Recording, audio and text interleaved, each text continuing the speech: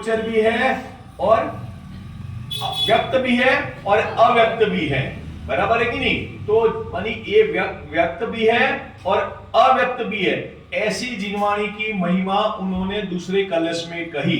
अब उस जिनवाणी को हम यदि इस काल में यदि नहीं समझेंगे तो कौन से काल में समझेंगे। जैन धर्म में पर्व बहुत होते हैं, अधिकांशतः सारे पर्व शाश्वत पर्व है। 10 लक्षण पर्व, 16 कारण पर्व, अष्टानिका पर्व, अष्टमी, चतुर्दशी, रत्नत्र, ये सारे पर्व शाश्वत पर्व है। पर वर्तमान में इस काल में हमें 3 पर्व घटना विशेष है। कौन कौन से हैं आपको याद है? घटना हुई थी रक्षाबंधन, अक्षय तृतीया और तीसरी दीपावली।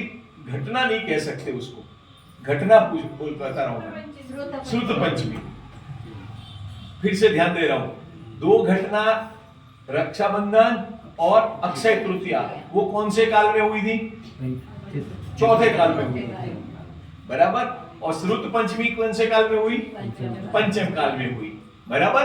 अब मेरा कहने का यहाँ जोर किस पे है कि श्रुत पंचमी का पर्व की महिमा, श्रुत पंचमी के पर्व की महिमा हमें पूर्णतः ज्ञात है कि उस दिन सटखंडागम ग्रंथ की रचना हुई थी, बराबर। और बाद में शास्त्र की परंपरा चली आई थी, ठीक है। अब वो जिनवाणी की महिमा उस समय जब सटखंडागम लिखा गया होगा तब कितनी अगाध होगी। तो बोलो अभी हमें इतनी महिमा आती है या नहीं आती है?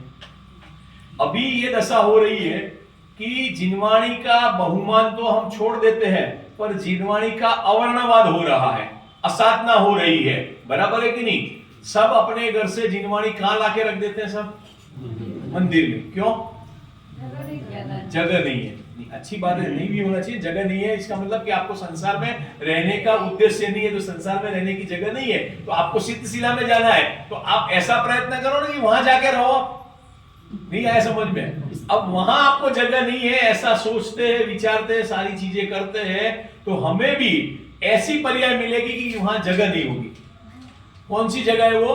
एक श्वास में 18 बार जन्म मरण इत्यादि, बराबर। मैंने 2 दिन पूर्व भी कहा था कि हम नव देवता को पंच परमेष्टि का स्मरण करते हैं, पर वहां पे भी हम जिनवाणी के माध्यम से करते हैं, और सबसे ज्यादा अविनय जिनवाणी की होती है।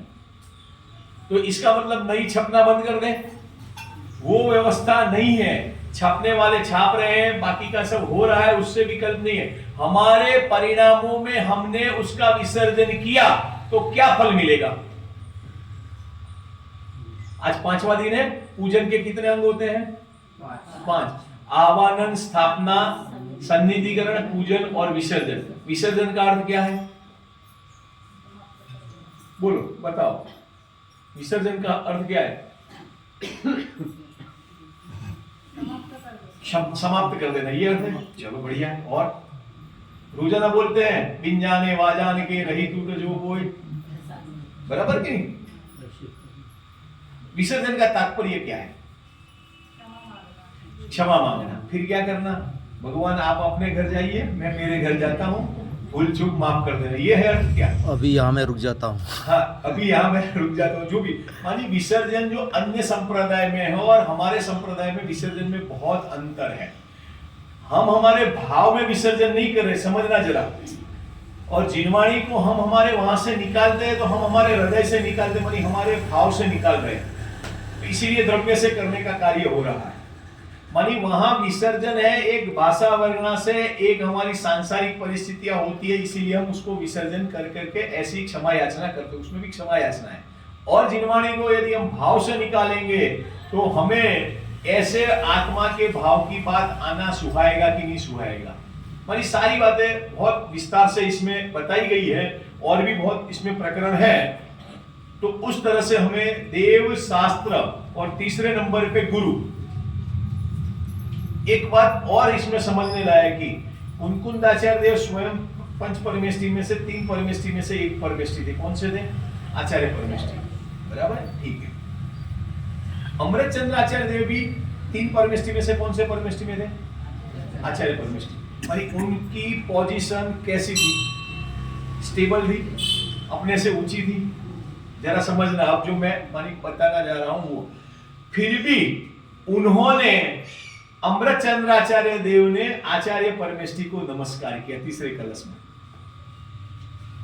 नहीं आया? समझ में नहीं आया? मानी स्वयं जिस भूमिका में है उस भूमिका में रहते हुए भी उन्होंने उस भूमिका को नमस्कार किया। पॉसिबल है क्या? कोई घमंड नहीं हो जाएगा क्या? नहीं आया समझ में? मैं मेरे को ही नमस्कार करूंगा तो आई एम सेल्फिश नहीं हो जाएगा क्या? चलो ऐसे नहीं समझ में आएगा, मैं आपको थोड़ा सा उसको ट्विस्ट करके पूछता हूं। सिमंदर भगवान अभी कहाँ है? विदेश क्षेत्र में। पक्का? ठीक है।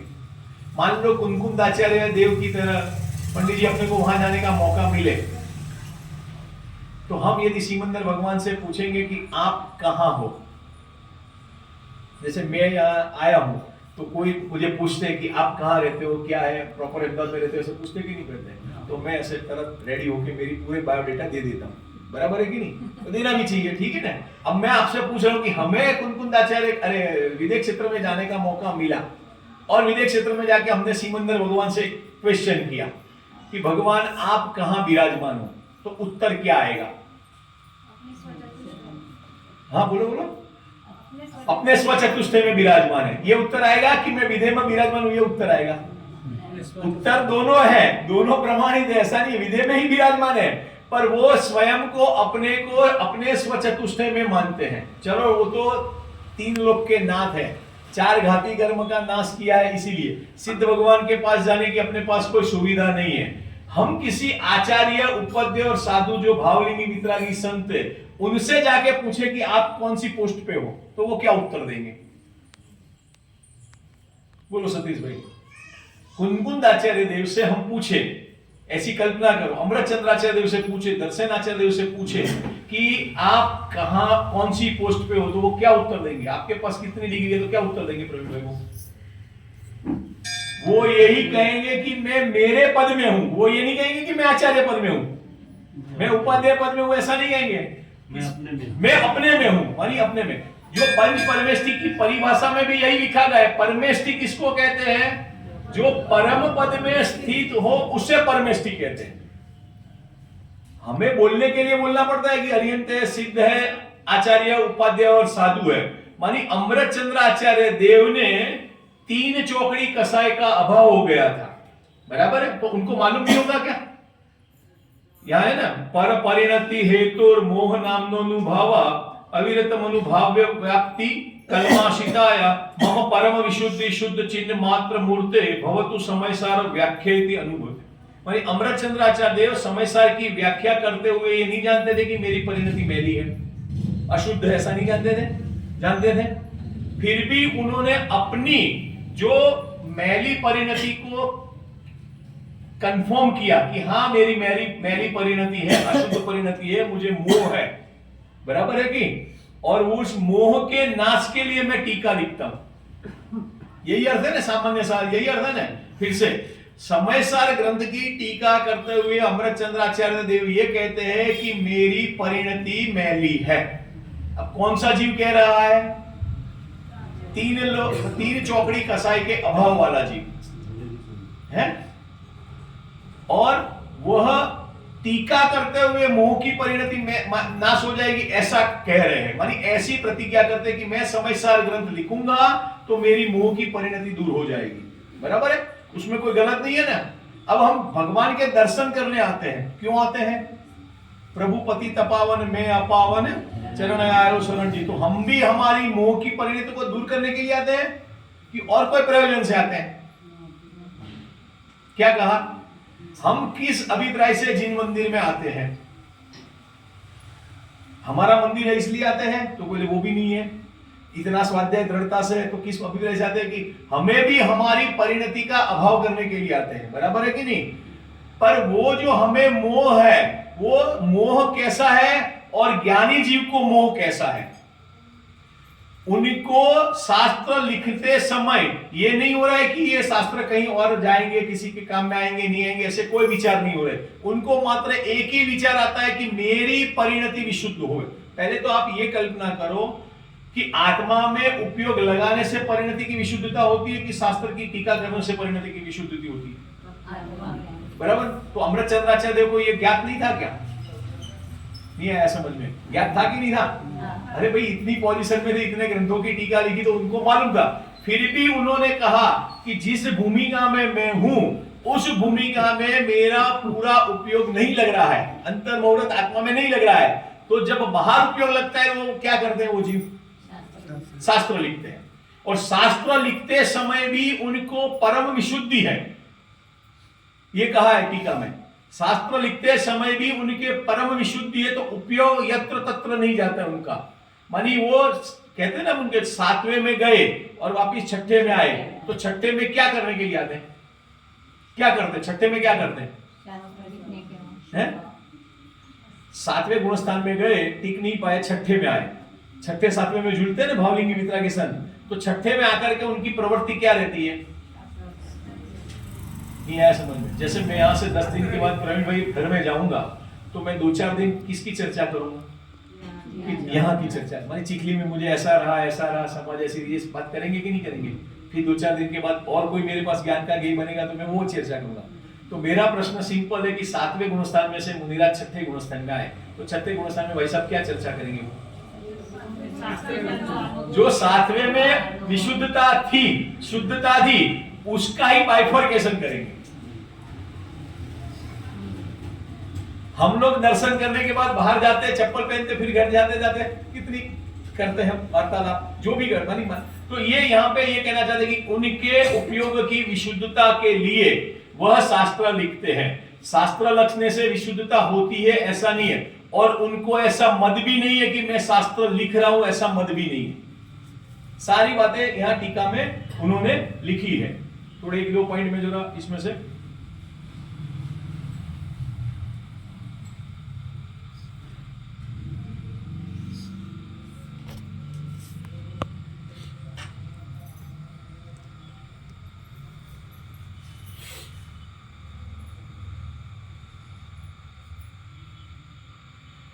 ग्रंथ, जो जीव, जो मुनिराज ग्रंथ लिखते हैं वो, और उनके भाव की उत्कृष्टता।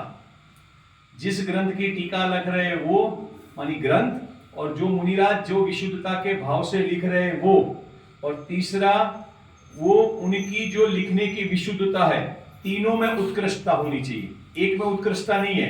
लिखने वाले जो लिख रहे हैं वो, और लिखने का विषय, मानी सब में ऐसे भाव की विशुद्धता होनी चाहिए।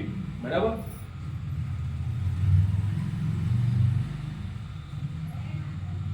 उनकी टीका लिखने के में महत्वता किस पे रहती है? मुनिराज टीका लिखते हैं तो उसमें उनकी महत्वता किस पे रहती है? विषय को लिखने में रहती है। जैसे उदाहरण के तौर पे अभी मैं प्रवचन कर रहा हूं, तो मेरा उपयोग मैक्सिमम किस में जाएगा? मैं अच्छे से अच्छा बोल सकूं, अच्छे से अच्छा समझा सकूं, इसमें जाएगा। तो बोलो इससे पुण्य बंधेगा कि पाप बंधेगा? पापी बंधेगा। नहीं आया समझ में? बराबर? यहां उनकी 100% जो है लिखने के समय भी उनकी महिमा, उनका महात्म्य शुद्धता पे ही है। उनका जोर किस पे है? अपने त्रिकाली शुद्धता पे ही है, इसीलिए वो बाद में वापिस 7वें में जाते हैं, ऐसा है। ठीक है?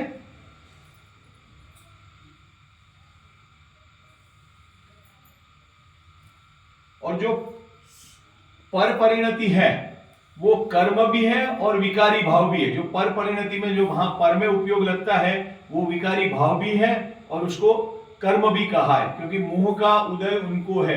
पर जो मोह हम बोलते हैं और उनके जो मोह होता है बहुत अंतर रहता है। मानी स्वंजलन कसाय है, सादी भाषा में स्वंजलन कसाय है, और स्वंजलन कसाय के हिसाब से उनको वो रहता है।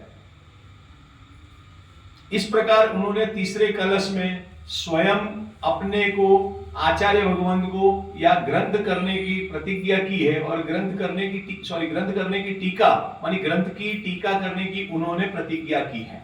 बराबर है? तो अब ये 3 कलश में देव, शास्त्र और गुरु तीनों को उन्होंने एक साथ नमस्कार किया।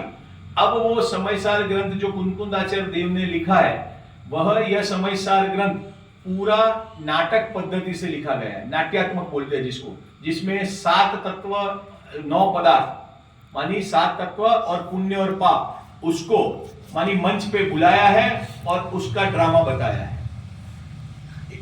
बराबर, अपनी भाषा में समझते हैं। अब मेरा प्रश्न ये है कि 7 तत्व के नाम हमें पूरे याद है, ठीक है। तत्वार सूत्र में भी 7 तत्व का वर्णन है और समय सार में भी 7 तत्व का वर्णन है। तत्वार सूत्र में 7 तत्व का वर्णन है वो किस अपेक्षा से, और समय सार में 7 तत्व का वर्णन है वो किस अपेक्षा से। तो 7 तत्वों के नाम हमें मालूम है कि जीव, अजीव, आश्रव, बंध, संवर, निद्रा, मोक्ष, बराबर ये है। आश्रव, बंध, संवर, निद्रा और मोक्ष ये जीव और अजीव की विशेष पर्याय है, बराबर है। हमने 6 डाला में एक उदाहरण पढ़ा था, नाव वाला उदाहरण। छेद होता है, पानी आता है, रुकता है, ठहरता है, पानी उलझ करके बाहर निकालते हैं, छेद को लॉक कर देते हैं, फिर नाव को एक जगह से दूसरे किनारे पे ले जाते हैं और मोक्ष हो जाता है। उस उदाहरण में अधिकांश प्राय हम जो उदाहरण से सिद्धांत की ओर जाते हैं वहां एक बड़ी गलती करते हैं कि नाव का मोक्ष कराते हैं, नाव के अंदर बैठे हुए नाविक का मोक्ष नहीं कराते हैं। मैंने उदाहरण शॉर्ट में ले लिया क्योंकि सबको ये उदाहरण ज्ञात है। फिर से ऐसे ही यदि हम 7 तत्वों को समझेंगे तो क्या होगा, मोक्ष किसका होगा, 7 तत्व किसी का नहीं होगा। मानी उद्गल का होगा तो हमें क्या फायदा होगा, हमें हमारा मोक्ष करना है, इस रूप से 7 तत्वों को समझना है। तो 7 तत्वों को समझने के लिए यहां जो अध्यात्म में 7 तत्व की बात बताई है वो 7 तत्व अपने अपने अस्तित्व में है। हमने आश्रव की परिभाषा क्या पढ़ी है, कर्मों के आने को आश्रव कहते हैं, कर्मों को रुकने को बंध कहते हैं, कर्मों के मानी नहीं आने को संवर कहते हैं, कर्मों के एक देश जाने को निद्रा कहते हैं और कर्मों के सर्वदा जाने को मोक्ष कहते हैं। ये परिभाषा गलत है, मैं नहीं कह रहा हूं, ये प्रमाण ज्ञान में है, मानी ये वस्तु व्यवस्था में है। पर यहाँ अध्यात्म में अनुभव की दृष्टि से बोले 9 के 9 पदार्थ जुदे हैं, मानी 9 से मैं पृथक हूं, मैं जीव हूं, वो 9 से अलग हूं। इस प्रकार की यहाँ पे प्रतिज्ञा की है और यहाँ समझाया है। मानी समय सार में ये जो 9 तत्वों की चर्चा है वो सबसे अलग इस लेवल से है, वो भी सही है और ये भी, ये भाव पूर्वक है और ये अनुकरणीय है। वो समझने के लिए अनुकरणीय है, पर समझने के बाद जब विचार करना है, चिंतन करना है गहराई से, तब इसको करना है क्योंकि सारे तत्व स्वतंत्र है। यदि हमने एक दूसरे पे मान लिए तो क्या होगा, एक दूसरे पे डिपेंड रहेंगे तो क्या होगा, पराधीनता होगी कि नहीं होगी। तो 7 तत्व पराधीन है कि स्वाधीन है, स्वाधीन है। तो ये स्वाधीनता बताने के लिए ये बात बताई गई है। इसमें सबसे पहली गाथा हम सबको याद है कि सिद्ध भगवान को नमस्कार किया है। और सिद्ध भगवान कैसे है, ध्रुव, अचल और अनुपम, बराबर। और वह कह के उन्होंने समयसार ग्रंथ को कहने की प्रतिज्ञा की है। और समयसार ग्रंथ किसके आधार पे वो कह रहे हैं, केवली भगवान के द्वारा, श्रुत केवली भगवान के द्वारा कहा हुआ कह रहे हैं। कुंकुंदाचार्य देव स्वयं श्रुत केवली भगवान के द्वारा कहा हुआ ग्रंथ कहने की कह रहे हैं। वो ये श्रुत केवली नहीं लिखते और कहते कि मैं आपको समयसार ग्रंथ कहता हूं, ऐसा कहते तो चलता कि नहीं चलता, नहीं आया समझ में। उन्होंने प्रमाण किसका दिया, केवली भगवान का, श्रुत केवली भगवान का। क्यों दिया प्रमाण, केवली भगवान का, श्रुत केवली भगवान का प्रमाण नहीं देते तो क्या व्यवस्था होगी। जैसे मैं यहां आया, मैं बोलूं कि मैं भाई पंडित टोडल स्मारक में पढ़ता हूं, तो एक प्रमाण हो गया। तब आपको दृढ़ता होगी। मैं ऐसे ही आ जाऊंगा और कहूंगा मैं अहमदाबाद से हूं, ये हूं, तो वो प्रमाण उतना सचोट नहीं हो। क्यों, क्योंकि यहां हम स्वाध्याय की चर्चा के लिए आए हैं, बराबर। ऐसे ही कुंकुंदाचार्य भगवान कहते हैं कि मैं समयसार को कहूंगा तो समयसार को मैं यहां वहां से नहीं कह रहा हूं। गुरुदेव श्री ने तो बहुत अच्छे उसमें शब्द का प्रयोग किया है कि ये आली मवाली ने कहा है, ऐसा नहीं, ऐसा शब्द का प्रयोग किया उनके प्रवचन में। मानी किसी का भी प्रमाण नहीं दे दिया है, एरे गेरे का प्रमाण नहीं दिया है। उन्होंने प्रमाण किसका दिया कि केवली और श्रुत केवली से जो परंपरा चली आ रही है उसके आधार पर पे मैं भगवान आत्मा की बात बताने की मेहनत करता हूं, कहता हूं, बराबर। वो अच्छा मानी कह रहा हूं।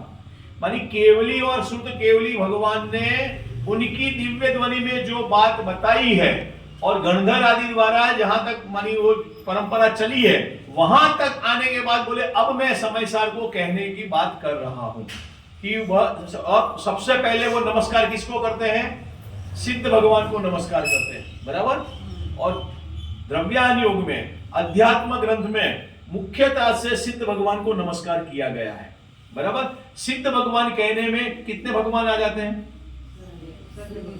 सभी आ जाते हैं। एक सिद्ध आएंगे कि अनंत सिद्ध आएंगे? अनंत आएंगे। ये सब उसमें प्रवचन में बहुत स्पष्टीकरण से बोला है, पर मैं टू द पॉइंट आपको एक संकेत करता जाता हूं। एक सिद्ध को नमस्कार करने का लाभ है कि अनंत सिद्ध को करने का लाभ है? तो वहां गुरुदेव सिंह ने प्रवचन में प्रवीण ने इतना बढ़िया बोला है, अनंत सिद्ध हो चुके हैं और अभी मैं बोल रहा हूं तो जो हो रहे हैं उनको भी मेरा नमस्कार जा रहा है, और प्रति समय जो होने वाले हैं या बाद में जो हो रहे हैं सबको मेरा नमस्कार जा रहा है। मानी उन्होंने कैसे भाव उत्कृष्ट किए होंगे। मानी हम किसी की क्या बोलते हैं मान मर्यादा रखते हैं तो कैसे रखते हैं? आप कह के बुलाते हैं, छोटे को भी बड़े को भी। मानी ऐसे ऐसे ही कुंकुंदाचार्य देव ने सिद्ध भगवान जो हो गए, हो रहे हैं और होने वाले हैं सबको नमस्कार किया है। उसकी जगह एक सिद्ध बोलते तो चलता कि नहीं चलता? एक सिद्ध में अनंत सिद्ध आ जाता है कि नहीं आ जाते? आ जाते हैं एक सिद्ध के अंदर। फिर भी एक सिद्ध बोलने में उतना हमें बहुमान नहीं आता है, इसलिए उन्होंने अनंत सिद्ध को बोला कि अनंत सिद्ध भगवान को कौन नमस्कार कर रहे हैं। तो हमारे पास उत्तर है कि भी कुंकुंदाचार्य देव कर रहे हैं। तो कुंकुंदाचार्य देव कह रहे हैं ऐसा मत सोच भाई, मैं कर रहा हूं ये तो ठीक है, मेरी परिणति तो वैसे ही शुद्ध होने वाली है, पर मैं स्वयं अभी भाव से, मानी अज्ञानी जीव भी यदि सिद्ध भगवान को नमस्कार करता है तो उसको भी उसकी भूमिका अनुसार फल मिलेगा, पर उसकी विशुद्धता होना जरूरी है। नहीं आया समझ में? ज्ञानी जीव तो नमस्कार करते ही करते हैं, पर अज्ञानी हमारे जैसे तुच्छ बुद्धि जीव यदि नमस्कार करेंगे और वो भी मान वचन काय की शुद्धि से करेंगे तो हमें भी अनंत सिद्धों का नमस्कार करने का, उनके स्वरूप समझने का जो फल मिलता है वो मिलेगा ही मिलेगा। ऐसा यहाँ पे उन्होंने कहा कि मैं तो हूं, मैं तो कर रहा हूं, पर अज्ञानी जीव यदि करता है, यानी अज्ञानी जीव अपने जैसे छद्मस करते हैं तो उनको भी नमस्कार का फल मिलेगा। तो अपने को कुंकुंदाचार्य की ओर से करना है कि अपनी ओर से करना है? कुंकुंदाचार्य की ओर से करेंगे तो फायदा क्या है? वाया वाया अपन किसी को मैसेज भिजवावे तो उसमें कोई फायदा है क्या? सीधा डायरेक्ट मैसेज दे दो, वो फायदा ज्यादा है कि वाया वाया मैसेज भिजवाने से फायदा ज्यादा है? तो ऐसे ही हम सीधे ही भगवान को, पर भगवान ने अपनी शैली में, कुंकुंदाचार्य भगवान ने अपनी शैली में कहा कि बोल रही लिखते थे इसलिए उन्होंने लिखा है। तो हमें भी प्रति समय भाव में, मन वचन काया में सिद्ध भगवान को हृदय में रखना है, ये बात है। अब सिद्ध भगवान कैसे है, सिद्ध भगवान की गति कौन सी है? तो सिद्ध कहां होते हैं? फिर से पूछ रहा हूं प्रश्न। अपने आत्मा में सिद्ध तो होता है, उसके बाद वहां जगह वहां है, जगह वहां है, बराबर है। पर सिद्ध अवस्था मानी भाव मोक्ष कहां होता है? अपने में ही होता है कि बाहर होता है? तो भाव मोक्ष अपने में होता है, तो द्रव्य मोक्ष तो फिर बाद में होगा। द्रव्य मोक्ष में वो सिद्ध शिला की जो अवस्था है या जो दशा है वो सब हमें विदित है कि 45 लाख की भूमि है, ऐसा है। सिद्ध भगवान हवा में रहते हैं, एक सिद्ध के अंदर अनंत सिद्ध रहते हैं, बराबर। गुरुदेव सिंह ने भी और एक अच्छा एग्जाम्पल उसमें दिया था कि सिद्ध भगवान के पेट में भी अनंत सिद्ध है। समझ गए आप? एक सिद्ध भगवान के जो निराकार है उनके अंदर भी अनंत सिद्ध है। तो वहां निगोदिया जीव है या नहीं? वो सुखी है या दुखी है? महादुखी है। क्या कहने का तात्पर्य क्या है कि जगह से हमें कोई लाभ नहीं है। किससे लाभ है? भाव से लाभ है। चतुष्टय कौन कौन से होते हैं? द्रव्य, क्षेत्र, काल और भाव, बराबर। ये नाम सुने हैं। अब थोड़ा इसमें थोड़ा सा विशेष समझते हैं क्योंकि तो अपने को थोड़ा सा ख्याल में आएगा। द्रव्य किसको कहते हैं? क्षेत्र किसको कहते हैं? काल किसको कहते हैं? पर्याय किसको कहते हैं? वो आपने जो परिभाषा समझी है वो बराबर है, मैं उसमें ज्यादा उपयोग नहीं लगाऊंगा। मैं आपको दूसरी तरह से थोड़ा सा संकेत करके समझाना चाहता हूं। जैसे गजपंथा वो एक क्षेत्र है, बराबर है। अब उस क्षेत्र की महिमा कैसे है?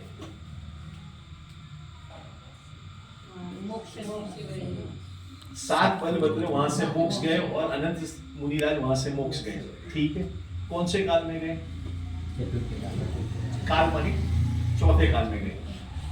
अब मान लो कोई काल दोष हो और वो जगह बिल्कुल इत्र वित्र हो जाए, सारी चीजें अव्यवस्थित हो जाए, तो क्षेत्र की महिमा, वो मोक्ष गए उसके कारण है कि वहां जो जीवों ने भाव मोक्ष लिया था उसके कारण है। ऐसे ही द्रव्य, क्षेत्र, काल और भाव, सब में भाव की प्रधानता है। द्रव्य है तो द्रव्य की महिमा किससे है कि भाव करेंगे तो उसमें द्रव्य की महिमा है। अब थोड़ा विस्तार अपने हिसाब से सोच लेना। क्षेत्र की महिमा कैसे है, अब थोड़ा और कुंकुंद आचार्य देव ने, उनकी जन्मस्थली कौन सी थी, उनकी कर्मस्थली कौन सी थी, पुण्यूर, बराबर। और मेरे ख्याल से जन्मस्थली और कहीं थी ना, थोड़ा आगे कहीं है, हाँ। अब मान लो अभी वहां धर्म प्रभावना नहीं हो रही है प्रवीण भाई, बराबर, जैसी दूसरी जगह हो रही है। तो कुंकुंद आचार्य देव ने जिस क्षेत्र में जन्म लिया था, जिस क्षेत्र में उन्होंने सारे कार्य किए थे, पंडित टोडरमल जी ने, जहां अभी जयपुर में मंदिर है वहां पे जो चले, तो वहां अभी कोई जैन रहता ही नहीं है या बहुत कम है। तो उस समय जिस क्षेत्र में किया, तो उस क्षेत्र में जो तीर्थंकर जिस क्षेत्र में मोक्ष गए, तो वो भाव से मोक्ष गए कि क्षेत्र से गए? यदि क्षेत्र से मानेंगे तो हम भी जाते हैं ना उस क्षेत्र में, तो हमारा क्यों नहीं हो रहा है? और काल से मानते हो तो क्या होगा, उस काल में भी हम भी तो पैदा हुए होंगे कि नहीं हुए होंगे?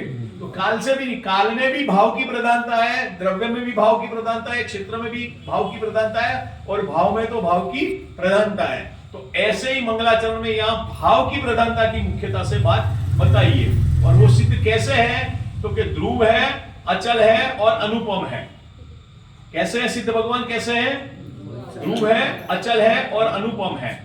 सर्वज्ञ भगवान, जो भगवान की तीर्थंकर की परिभाषा बोलते हैं उसमें क्या बोलते हैं, वितरागी, सर्वज्ञ और हितोपदेशी। अरिहंत भगवान की परिभाषा में ऐसा बोला जाता है, वितरागी, सर्वज्ञ और हितोपदेशी। और सिद्ध भगवान की परिभाषा में कुंकुंदाचार्य देव ने क्या बोला, ध्रुव है, अचल है और अनुपम है। ठीक है, अब अनुपम का अर्थ क्या है? समय हो गया है, आपको थोड़ा सा संकेत देते हैं, फिर बाद में आप सोचते रहना पूरे दिन भर। अनुपम का अर्थ क्या है? कोई उपमा नहीं दे सकते, तो भी हम कई बार भगवान को उपमा देते हैं कि नहीं देते? फिर भी उसकी बराबरी नहीं होती। थोड़ा सा मैं आपको हिंट देता हूं, हम जो उपमा देते हैं वर्तमान में, वो हम कौन से द्रव्य की, कौन से द्रव्य को देते हैं? सतीश भाई आप अध्यापक हो, प्रवीण भाई भी अध्यापक हैं, बराबर ना? हम बच्चों को उपमा देते हैं, बराबर, तो कौन से द्रव्य की, कौन से द्रव्य से उपमा देते हैं? नहीं आया, समझ में नहीं आया। अरे छोटा बच्चा होता है, उसका बोलते हैं हम, तुम्हारा मुखड़ा चांद जैसा है, ऐसा बोलते कि नहीं बोलते? बहुत स्वीट है, बराबर है ना? तो उसका अर्थ क्या है, एक पुद्गल की दूसरे पुद्गल से आप उपमा दे रहे हो। नहीं आया, समझ में आया? अब सिद्ध भगवान को पुद्गल की उपमा से क्या लेना देना? वो तो अपने अस्तित्व में मस्त है, वो अपने जीव द्रव्य की उपमा, मानी पुद्गल द्रव्य को जीव द्रव्य की उपमा, जीव द्रव्य को पुद्गल द्रव्य की उपमा देंगे तो क्या लाभ होगा? तो बोले इसीलिए सिद्ध भगवान अनुपम है। वो सकल के गायक की स्तुति में अनुपम शब्द आता है, बराबर। ऐसे एक एक शब्द पे थोड़ा गहराई से हम सोचेंगे तो हमें भगवान के दर्शन करते समय अहोभाव आएगा और हमारा उपयोग बटेगा नहीं, तो ही हमारी विशुद्धता होगी। आराधना के दिनों में हम अपनी विशुद्धता प्राप्त करें, ऐसी भावना से ओम नमः शिवाय।